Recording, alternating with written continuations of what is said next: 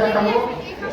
এখন বাচ্চাদের বাড়ি তো বাচ্চারা দেখেছে ঠিক না, বাচ্চার মা বাবারা সকলে দেখবে, সকলকে শিখিয়ে দিচ্ছে কিভাবে কাগজ থেকে টাকা বানানো সম্ভব।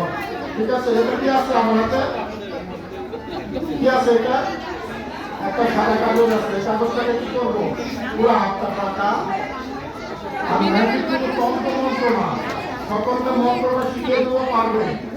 দেখে কাগজটাকে ভাগ করবো খুব চমৎকার করে।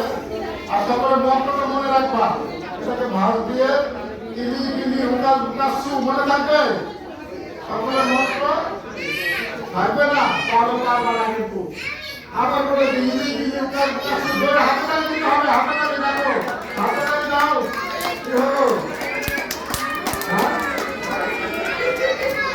আমি শিখে দিচ্ছি মন্ত্রটা ভাগে দিয়ে আগে শুরু করাবা।